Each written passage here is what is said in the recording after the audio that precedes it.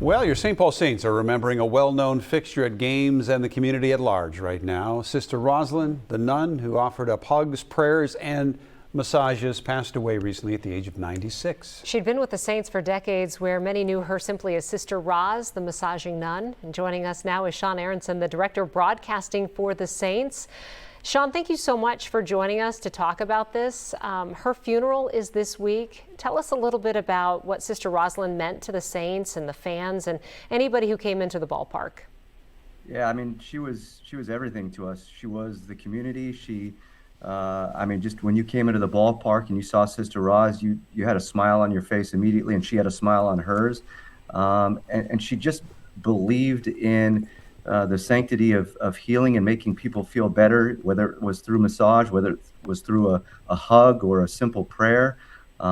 She's definitely going to be dearly missed, but she was a tremendous part of our family, and she always will be a tremendous part of our family. She sure was. Sister Rosalind goes back decades. I was the benefactor of a couple of her massages over the years. Team offering massages during the games, that's how I ended up meeting her many years ago.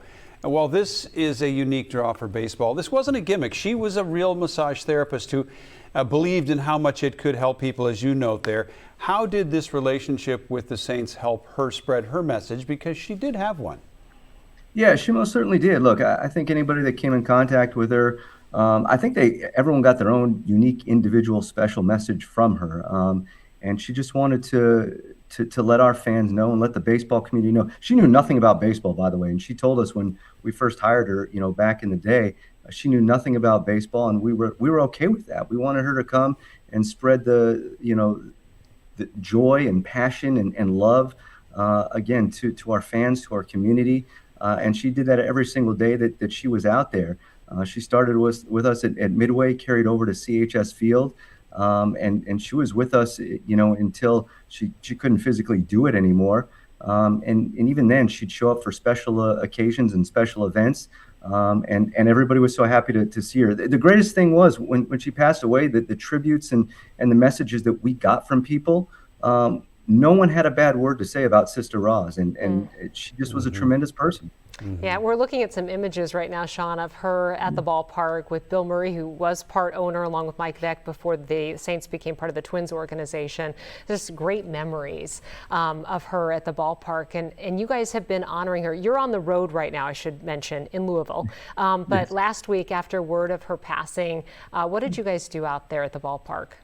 Yeah, we wanted to set up something at the ballpark that allowed people to kind of remember her. We set up the actual chair that she used in the ballpark, for decades.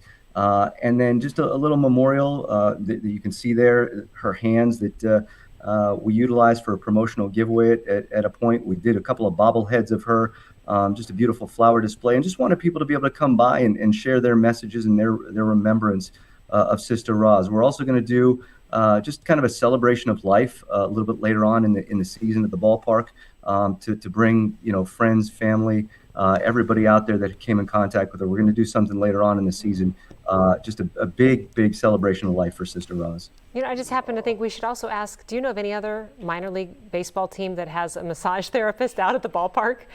I've been fortunate as the broadcaster for 20 years for the Saints to travel around to a lot of ballparks. I've not seen anything close to that unique. Right. It really is. Honestly, we literally found her from the phone book, which tells you how long ago she was around. Just flipping through the phone book, looking for unique things that we could have out at the ballpark. Tom Whaley, who's our executive vice president, was one that came across and reached out to her.